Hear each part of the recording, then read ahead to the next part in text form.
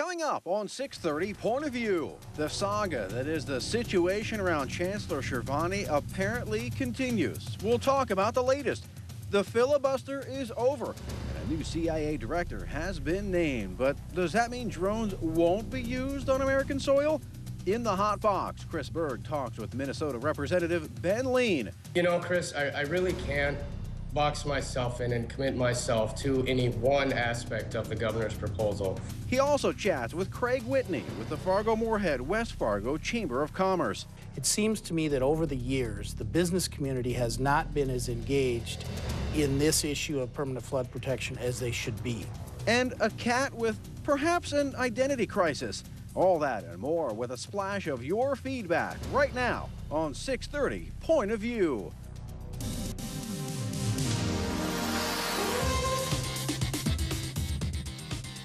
Hello and welcome to 6:30 Point of View. I am Robert Hahn. And I'm Chris Berg. This saga about Mr. Shervani continues. Week I got a feel for the guy. After week after week. What do you think of the latest that are supposedly, quote, disturbing allegations against Chancellor Shervani? I mean, I've not had a chance to really peruse the allegations, and yet we hear that it's a bunch of hearsay, and it almost seems like it's a manhunt. And I think what's happening here is... Witch hunt came to my mind when I... That's probably a better way to put it. And what's unfortunate, I think, is that you finally have a gentleman who's stepping in here and saying, okay, we're going to have some accountability with the presidents and throughout this entire system. And the presidents aren't used to that. They've got a lot of clout in this state, and you feel like they're almost leaning on some of the student body going, hey, I need you to go out there and do some dirty work for me to find some dirt on this guy so we have even more of a reason to push him out. I've heard that students are following this guy around Bismarck. Why? Trying to find dirt. Yeah, trying to set him up, find dirt. I mean, he was out to dinner with some female that's in his office. Who cares? Exactly. You know how many times I've had lunch with coworkers? When I was a manager and it was a coworker. When I was in television and it was a coworker. I don't get it. This is one of the things about North Dakota. I think the culture's got to change. We are like a small, big city, if you will, or a suburb. Everybody knows everybody, and it's so easy to get dirt. You've got to start to say, okay, what's best for the students rather than your own political clout or your own paycheck or whatever. Yeah. All right, moving on. You like to get your photograph taken. You're semi-photogenic. Talk to me a little bit about, there's a particular photo that cost a couple of dollars that's hanging up, but who paid for it? When I read this, as obviously you're alluding to Secretary of Ag, Mr. Schaefer's painting, $30,500. Beautiful, Taxpayers paid for this. And I don't know about you, Robert, but I see this, I go, I feel like a complete sucker. I work hard for my money. I show up to work. I do the thing. And the government's just taking it and using it for this stuff. And you go, what's the point? You've got the government using money for that stuff, yet you're going to have employees put on furlough. You're going to have, perhaps next month, some control towers in smaller airports shut down to make up money, but we're buying $30,000 portraits to hang in the hall? And look, here's the thing, and I know Mr. Schaefer, he came out and said, look, I don't agree with this, we shouldn't have spent the money there, but it's a tradition. Look, there's times in life you've got to be a leader. And I look back and I go, look, we once thought the world was flat. People thought the world was flat. It took Galileo to step out and go, it's not. And I would have loved to have seen Mr. Schaefer, even if you've gotten harassed or said, hey, this isn't fall in place with history. No, I'm not going to have taxpayer money go to a $30,000 portrait of myself. You strike me as the type that would be part of the Flat Earth Society. All right, we're running out of time. What do we got coming up? Coming up, out of Minnesota, Representative Ben Lien, I haven't even heard this, but there is a proposal of a 5.5% business-to-business tax. Here's my question for you. Do corporations pay taxes? Yes and no. Thank you. Representative Ben Lien from Minnesota is next. Stay with us. And as always, please join our conversation. Go to our website, 630pov.com. Or our advertisers. Welcome back. With me right now from St. Paul, Minnesota State Representative Mr. Ben Lien. Ben, thanks for joining me.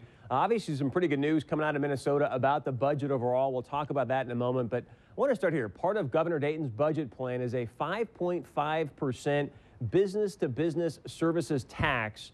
In your opinion, do you think this is a good strategy to raise revenue for the state of Minnesota?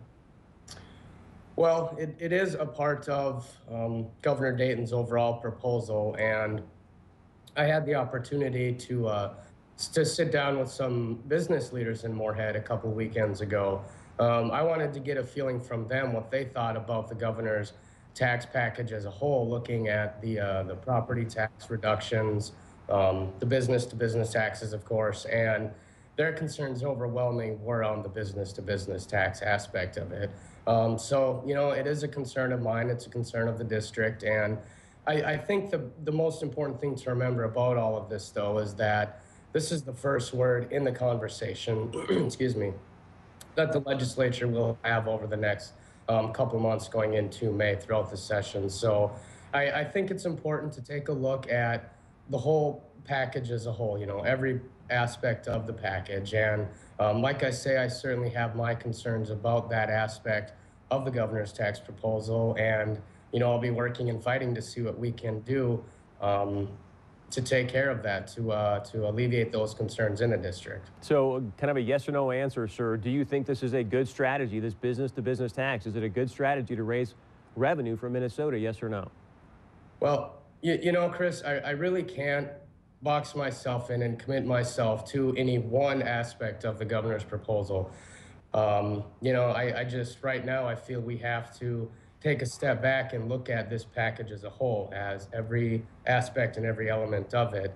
With that being said, I've heard the concerns of the folks in the district, and those are my concerns, as it is, you know, the district and the people that voted for me. And those are the concerns I have been voicing, along with the clothing tax for the state. Those are the concerns I have been voicing in St. Paul. So under any circumstances, would you sign off on a budget that included a business-to-business tax? You know, Chris, as I said before, I really don't think it's effective for somebody who's a policymaker, who is a legislator, to make those pledges or make those commitments before we have the final package, the final bill, the final piece of legislation. Ben, excuse me, I'm saying under any circumstances, would you sign off on a business-to-business tax? I understand there's going to be reiterations and all that stuff, but under any circumstances, would you say, hey, this is a good idea, I'm signing off on it? Yeah, you know, Chris, I am not going to make any pledges. I don't feel that's an effective way to legislate before you know what you're making a decision on, before you know what you're legislating on. All right, so I'm going to take that as a yes, that there are circumstances that you would. I want to have you explain something to me here, sir. This is from your governor, your chief executive of your state. This is from the Star Tribune earlier this week. I'm going to read this to you. Governor Mark Dayton said on Monday that he takes business tax concerns very seriously, but it would be unfair to drop his proposed sales tax increase on business services, but keep in his proposed sales tax increases on consumer services. This he said, and I quote, Ben, turns out that most business people who are advocating broadening the base, they want to tax consumers, but they do not want to pay taxes themselves. I just think that's unfair, but that's the reality. Your comments on that? This is your chief executive. Mm-hmm.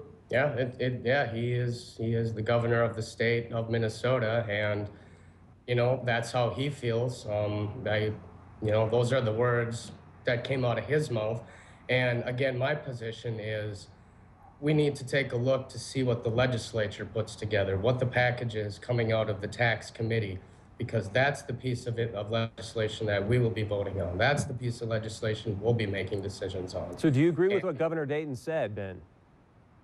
Well, as I said before, Chris, I don't feel it's effective for legislator or policymaker to be making pledges, to be making decisions on things before they're actually in front of them. Mr. Lien, with all due respect, sir, I'm not asking to pledge anything, or then I'm asking, do you agree with what Governor Dayton is saying? Essentially, he's saying that corporations, and maybe I should ask it this way, do you think or believe that corporations pay taxes?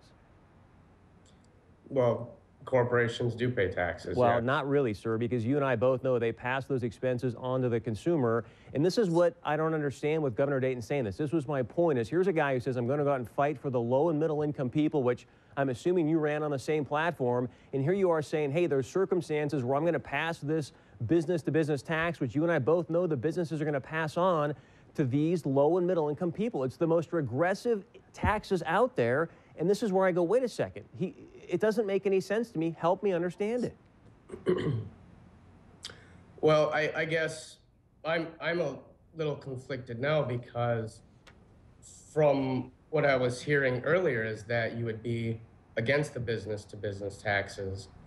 And now I'm hearing that you would be for them, or you support what the governor is saying? I don't support it. What I'm saying is the governor here is basically stating, and I quote, the businesses don't want to pay taxes themselves. That's not fair. They don't pay the taxes. Everyone thinks they do, but you and I both know they pass those costs on to the consumers, thus being one of the most regressive taxes on the planet. So this doesn't make any sense to me, and I'm asking to help me understand how this business-to-business tax or these corporate taxes can be a good thing when you're out there fighting for the low to middle income people in your district. Right. Well, and we have looked at ways to cut a lot of those tax loopholes for businesses, so that they would be held more accountable to certain pieces of legislation that, if passed, would impact them. Ben, last comment, anything inside information you give us? I know Governor Dayton's coming out with a new budget plan next week because of the revised numbers. Any inside baseball you might have for us? No, I really haven't heard too much about that. The topic of conversation now, at least in the House and the legislature, is based on the February forecast. The committees are going to really start getting down into the nitty-gritty, looking at setting their budgets for their departments, for their agencies. And that's where the focus has been in the House, at least, is doing the committee work and getting the bills through committees before the policy deadline, and also taking a look at the budgets that each committee and each agency will be setting. Ben, thanks so much for your time, your first session. I hope we can have you back on often and keep us tabs as to what's happening in St. Paul and how it's going to impact, obviously, the city of Moorhead and your district. Speaking about businesses, stay close, because when we come back, we've got the president of the Fargo-Moorhead West Fargo Chamber, Mr. Craig Whitney, who has now come out with a new business task force saying we must have permanent flood protection here in the Fargo-Moorhead area. Stay close. Lots more coming up here on 630 Point of View. And as always, please join our conversation. Go to our website, 630pov.com. Back with me now, the president of the Fargo-Moorhead West Fargo Chamber, Mr. Craig Whitney. Mr. Whitney, thanks for being here. Letter to the paper recently saying, hey, we've got a new business task force coming out saying we need permanent flood protection here in the Fargo-Moorhead area. Why now? Was it part of because of Representative Al Carlson's amendments to the House Bill 1020, the State Water Commission saying, hey, we're not going to give any money to this until the feds greenlight their money? Was that part of the reason for the timing? Well, Chris, that really wasn't exactly. I mean, and I can tell you how it kind of came together. It's actually something we've been talking about for quite some time. And ever since I've been here with the chamber, one of the things that I've been sort of testing the waters on and had a lot of meetings with people is, it seems to me that over the years, the business community has not been as engaged in this issue of permanent flood protection as they should be. So we've been working on it for quite some time. We put it together, and actually our first meeting was the day after we read in the paper that Al Carlson had done the floor amendments and put those in. So needless to say, our first meeting agenda changed a little bit, so we talked quite a bit about that. Now, you spent a lot of time in D.C. You worked closely with former Vice President Dan Quayle. You understand federal politics. The big conversation is his amendments really handcuff our congressional delegation to get that federal money greenlit. Do you agree with that assessment? I do, and here's what I believe is true, Chris, is I don't believe you go to Washington, D.C. anytime, but particularly in the environment that we're in right now, with sequestration and developing a budget, going through all that process, severe cuts that are needed, and go in with your hands out asking for a large sum of money like this project will take, and not be able to ask what I believe would probably be one of the first questions asked at a hearing, and that is, well, tell us what the local skin in the game is, to use that analogy. Tell us what the commitment from your two states, your communities, your regions, your counties is, and to be there and say, well, we're not sure yet. They're waiting to see what Uncle Sam's going to do. I think if I were running that hearing, I'd say, slam the gavel down and end the meeting right away. So let me read this to you, because Al Carlson is quoted as saying, history has shown that when our dollar is the first dollar in, it can be very difficult to be reimbursed for the federal share of money already spent. Is Al lying? I would, of course I wouldn't say he was lying. I don't necessarily agree with it because of what I just said.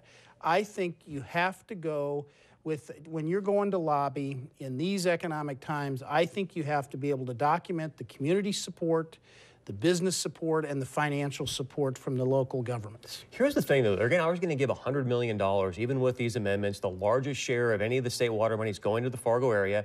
It's going to protect us to 42.5 feet. It's more than the 100-year flood. What's wrong with that? Well, you know, people just are sometimes focused on the 100-year flood. I mean, what if we have something catastrophic? And what this group is focused on is making sure that something like happened in Grand Forks does not happen here.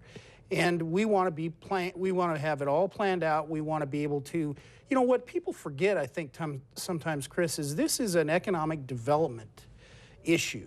I mean, this is when the Economic Development Corporation goes around the country and lobbies and talks to businesses about considering moving here.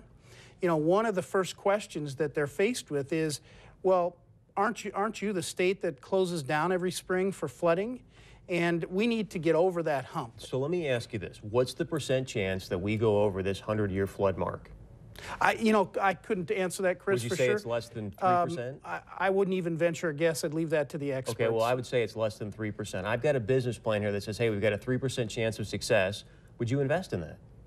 Well, you know, I guess when you put it that way, yes. But yeah, I don't think people understand. No. I get. Repeat the question again. I've got a business plan here with 3% chance of success rate. Would you invest in that business? Oh, of course not. Okay, so that's what I think people are saying. Why invest $2 billion into something that's got less than a 3% chance of even happening? Well, again, you know, I think we get bogged down in not understanding that this is a serious challenge. And it's also a retention challenge. You know, and we can't have, you know, businesses that are located here that have an opportunity to perhaps go to Iowa or New Hampshire, or excuse me, Iowa, Nebraska, you know, some surrounding state and build there instead of coming here because of the threat of the floods. And it's such a huge economic impact on this region. And of course, the Chamber of Commerce is about making sure that commerce can be traded and businesses can be open. You talk about economic impact. What is that economic impact? Put a number on it. Well, I've seen numbers that I think it's well over $4 billion, I think is one of the numbers, if I have that correct. And, you know, of course, there's literally, I think, billions and billions of, you know, money that people earn here in this region. It's very significant. And, you know, the other thing is people don't get focused enough on this. This is a regional issue. This is not a Fargo issue. It's not a Moorhead issue. 60% of the people that live and work in Clay County come over here. And it's very important that they can get across that river and get to work here. But how do you justify that when you just saw the number is $11 billion in ag money for the state of North Dakota in 2012? That's a lot of dough, and you and I both know that $4 billion number you just used, a lot of that's because of ag-related money. We're talking about wiping out 50,000 acres, some of the best ag land on the planet. Well, I don't necessarily agree with that, and I think, again, part of what our group, what our task force is doing is there are so many misconceptions out there, mistruths about what this will do. And it doesn't necessarily, as I understand it, permanently take out farmland. And there's so many variables that are involved in it. And, you know, I guess the way we came to this decision in terms of the chamber and working closely with the Economic Development Corporation is all of these factors. But we want to be able to get the true facts out to people on just what's involved in Tell you what I'd love to do. I'd love to get somebody from the MNDAC Upstream Coalition on with you in the near future. Would you be willing to do that? Absolutely. Great. Mr. Whitney, thanks for your time. Thanks, Appreciate Chris. it. Stay close. As always, when we come back, we're going to get to your feedback. And please join the conversation. What's the trade-off between economic development and obviously we all know the impact of ag here in the Valley? Your thoughts on that? You can let us know by going to our website, 630pov.com. We'll be right back.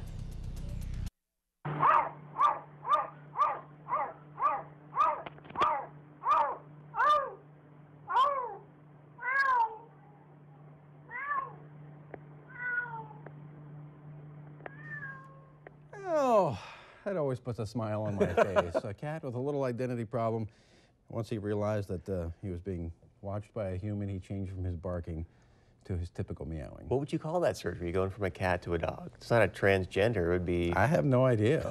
Just an identity crisis. He doesn't know what he's doing. All right, moving on. We've got some of your feedback. The first one, this came in while Mr. Lien was speaking. It says, another politician who, when asked questions, say a lot but answer nothing. Just answer the questions, you jerks. You find that funny. Awesome. I mean, you listen to these politicians, you're like, come on. It's like I want to say, let me ask you this, sir. Is your name really Ben? Chris, I don't know if I want to get backed into a corner on that one, but it's like, come on. All right, next one up says, ooh, excited for 6:30 POV. Let's see what Mr. Lien has to say tonight before I meet with him in a couple weeks.